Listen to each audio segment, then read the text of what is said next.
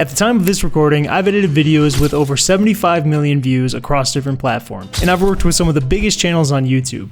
On the surface, video editing looks like a dream job. You get to shape stories, work from anywhere, and play a key role in the media people consume every single day. But there's a darker side to video editing that often gets overlooked, and if I could go back 5 years to warn my beginner self of what editing is really like, this is what I would say.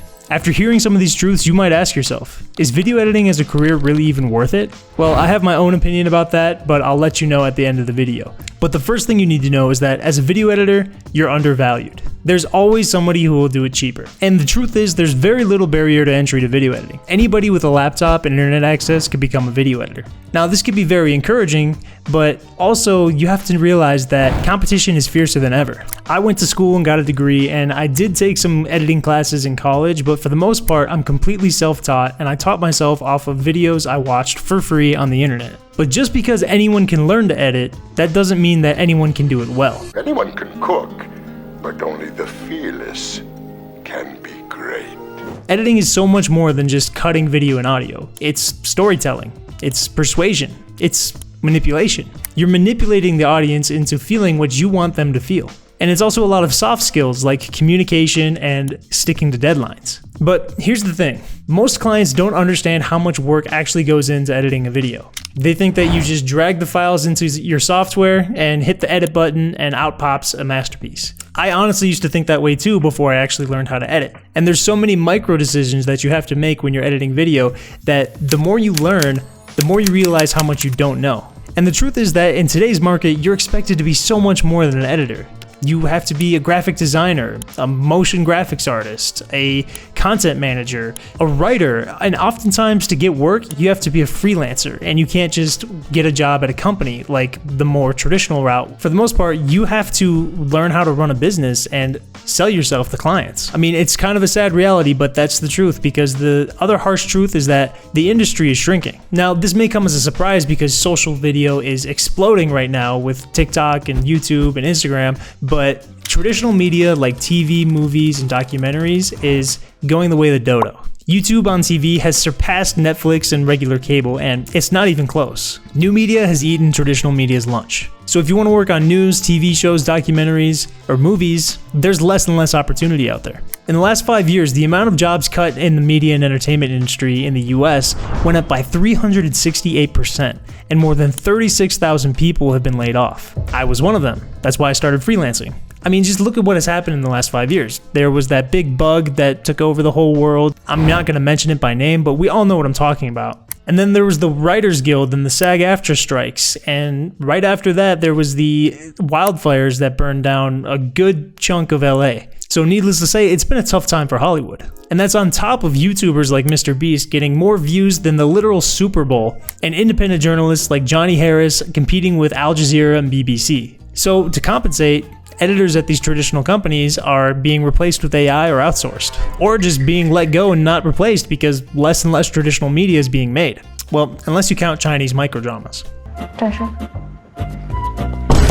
Now, the good news is that there's more media being created than ever. It's just more split up and more personalized. So there's less likely that you'd get a job working for a big traditional media company and more so working with a YouTuber. The bad news is that unfortunately there's a lot of shady people in this industry. Now, I'm not saying everyone. I've worked with some incredible people and I'm honored that I get to edit for them, but I've also had some really bad experiences, especially when I was first starting out. Now, I can only speak from my own experiences, so I'm not saying there's anything inherently bad with streaming and social media, but unlike traditional media like Hollywood, there's no union protections in place for YouTube editors. Social media is kind of like the Wild Wild West, and it's every man for themselves. Rates can vary wildly, hours can be crazy with no overtime, and unless you're working for the top 1% of YouTubers, then it's very unlikely that you'll have health insurance. Which, if you're young and just starting out, you don't have a family, then maybe that's not a big deal to you, but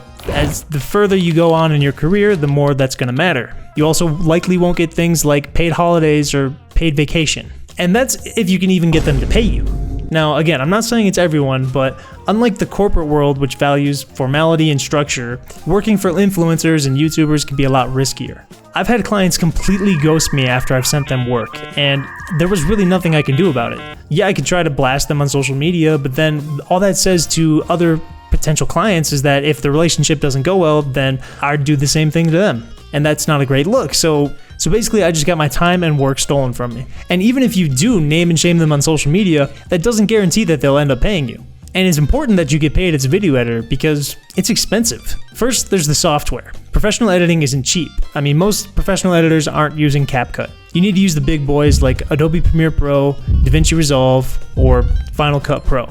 And these programs aren't one-time purchases, but recurring subscriptions that you have to pay for every year or every month. Unless you pirate them, which I don't recommend because pirated programs can have more viruses than a toilet seat in a frat house. Then there's the hardware, because these programs require a lot of RAM and processing power to work properly. So if you value your time at all, you're going to need to buy a powerful machine, something with a graphics card and a lot of memory. And that usually means a top-tier MacBook Pro or a custom-built PC. I mean, you don't need this type of equipment when you first start out, but it'll make your life a whole lot easier. I mean, I started out on a Dell XPS 13-inch, 8GB little laptop, and that thing crashed out more than an iPad kid when you take away their tablet. I said bye-bye.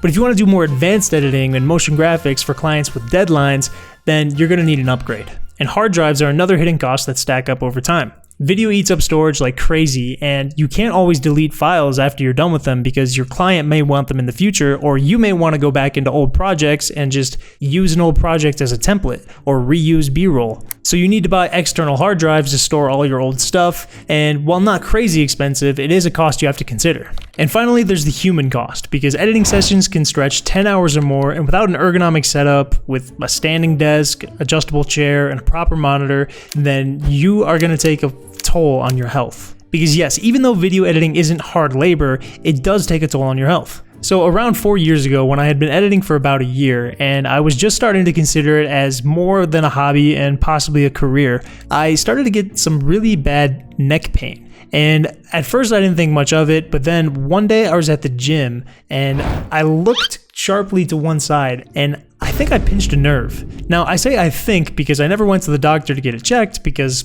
I didn't have health insurance at the time, and to be completely honest, I still don't have health insurance. But it was super painful and I could barely turn my head for like a month. Now I tried everything to get rid of the pain. I tried stretches, I even went and got a massage, I tried like physical therapy on my own, and nothing seemed to work. Until one day I was editing a video and I realized that the pain went away almost instantly when I just picked my head up. Now, I never would have thought that the root cause of my neck pain was editing, but then I thought about it and I was spending long hours almost every single day hunched over on my tiny Dell XPS 13. So I bought a laptop riser and a monitor, and that fixed my neck pain. So all this is to say that if you're not careful as a video editor, you could end up with chronic pain that follows you outside of work. If you're working on a laptop, then a laptop riser is a must. And I even use a monitor riser too, so I can put my head up at a natural height. You can even just use a stack of books. But apart from the issues with your posture that video editing can cause, there's also just the sedentary lifestyle of spending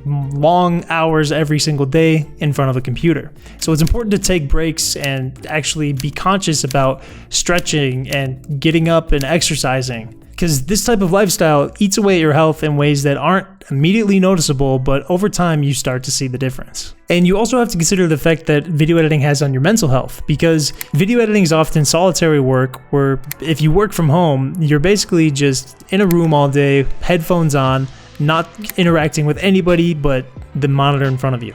So that's not great for mental health. And then there's also the work-life balance thing. I know for me personally, when I get really into a flow state, I can go way past my cutoff time when I'm supposed to stop working, and I end up working long into the afternoon. But the result of that is late nights, questionable weekends, and a job that blurs the lines between working and personal life. So knowing all this, is video editing as a career even worth it? I'd say it depends. If you're in it for the money, then no. I would say try coding or data analytics or something that's in high demand that makes good money. Now, if you're in the top 10% of video editors, then you can make really good money, but that's not everybody, and there's not a lot of stability even for those top 10% editors. Most editors will never make more than 6 figures in their entire career. But if you're a storyteller and you have an undeniable voice in your head that tells you you need to tell stories, then I think video editing is the perfect career. I get paid to tell stories that reach millions of people around the world, and at the same time, I can work from anywhere.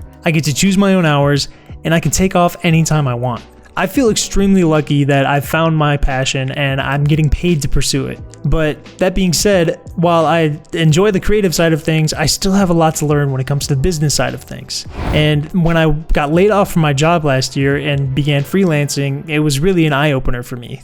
I burned money like crazy for the first few months, but I eventually figured it out. And so that's why I made this video about 27 lessons I learned as a freelancer and how I went from $0 to $6,000 a month. So check that out if you're interested. Thank you for staying till the end, and let me know if you guys have any questions about video editing in the comments down below. Happy editing, and I hope to see you over there.